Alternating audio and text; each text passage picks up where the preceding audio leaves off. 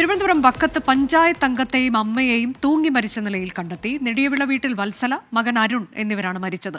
മരണത്തിന് ഉത്തരവാദി കുറച്ചുപേർ നൽകിയ കേസുകൾ എന്ന് രേഖപ്പെടുത്തിയ ആത്മഹത്യാക്കുറിപ്പ് കണ്ടെത്തി. BJP പ്രവർത്തകൻ അരുണിനെതിരെ ജാതി അധിക്ഷേപ കേസ് കൊടുത്തിരുന്നു.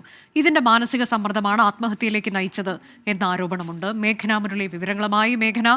നേരത്തെ മേഘന പറഞ്ഞിരുന്നു, അതിൽ ചിലരുടെ പേരുകൾ ഉൾപ്പെടെ നൽകിയിട്ടുണ്ട്. കള്ളക്കേസുകളാണ്, അതിലൊക്കെയുള്ള മനോവിഷമം, വിദേശത്തേക്ക് പോകാൻ കഴിയുന്നില്ല, അങ്ങനെ ചില കാര്യങ്ങളൊക്കെയാണോ അദ്ദേഹം ചൂണ്ടിക്കാട്ടുന്നത്? പോലീസിന്റെ അന്വേഷണം എങ്ങനെയാണ്?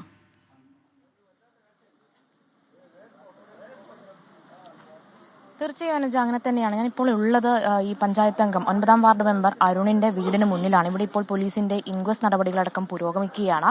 ഇതിൽ പ്രധാനമായും ഇന്ന് രാവിലെയോടുകൂടിയാണ് ഈ സംഭവം ഉണ്ടാകുന്നത്.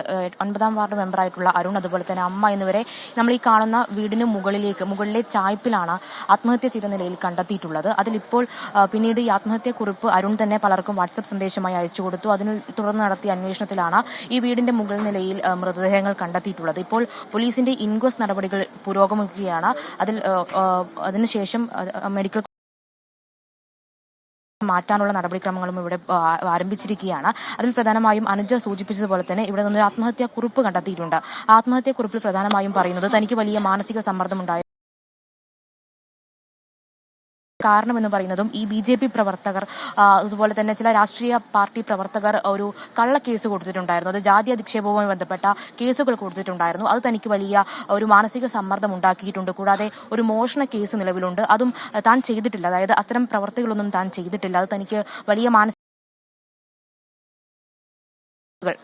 ഈ ആത്മഹത്യാക്കുറിപ്പിൽ കുറച്ചുപേരുടെ പേരുകൾ പറയുന്നുണ്ട്. അവരാണ് തന്റെ മരണത്തിന് ഉത്തരവാദി എന്നടക്കം പറഞ്ഞുകൊണ്ടാണ് ഈ ആത്മഹത്യാക്കുറിപ്പ് അവസാനിപ്പിക്കുന്നത്. എന്തായാലും ഇവിടെയുള്ള ഒരു സജീവ കോൺഗ്രസ് പ്രവർത്തകനും വാർഡ് മെമ്പറുമാണ് ഈ മരിച്ച ആത്മഹത്യ ചെയ്ത അരുൺ. അതിൽ എന്തെങ്കിലും തരത്തിലുള്ള പ്രശ്നങ്ങൾ, അതായത് പോലീസ് അന്വേഷിക്കുന്നുണ്ട്. അതിൽ കോൺഗ്രസ് പ്രവർത്തകരുടെ ആരോപണം എന്ന് പറയുന്നത് ഇവിടെ ഒരു മാനസിക സമ്മർദ്ദം ഉണ്ടായിട്ടുണ്ട്. അരുൺ തന്നെ തങ്ങളോട്, കോൺഗ്രസ് പ്രവർത്തകരോട്, സഹപ്രവർത്തകരോട് പങ്കുവച്ചിട്ടുണ്ട് എന്നുള്ളതാണ്.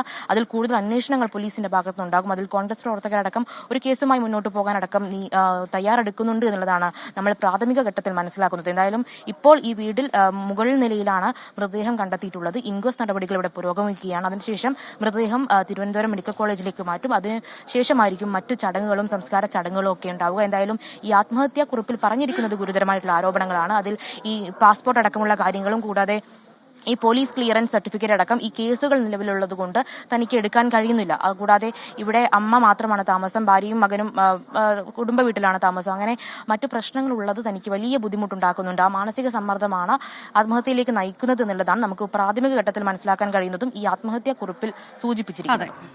അനുജ, തിരുവനന്തപുരം വക്കത്താണ് പഞ്ചായത്ത് അംഗത്തെയും അമ്മയെയും തൂങ്ങി മരിച്ച നിലയിൽ കണ്ടെത്തിയത്. ഒരു ആത്മഹത്യാക്കുറിപ്പ് കൂടി ഉണ്ട്. അതിന്റെ വിവരങ്ങളാണ് മേഘന മുരളി നൽകിയത്. ഒരു പ്രതികരണം ഈ വിഷയത്തിൽ വന്നിട്ടുണ്ട്. ആ പ്രതികരണത്തിലേക്ക്. കേസുമായിട്ട് ബന്ധപ്പെട്ട് അരുണിനുണ്ടായ മാനസിക സംഘർഷമാണ് ഈ ആത്മഹത്യയിലേക്ക് അവരെ പ്രേരിപ്പിച്ചതെന്നാണ് വിശ്വസിക്കുന്നത്. കേസ് ഒരു ഹരിജന ട്രസ്റ്റി ആയിട്ട് ബന്ധപ്പെട്ട് ഒരു ജാതി പറഞ്ഞുള്ള പീഡനം, ആ സെക്ഷനാണ് അതിനകത്ത് ഇട്ടിട്ടുള്ളത്.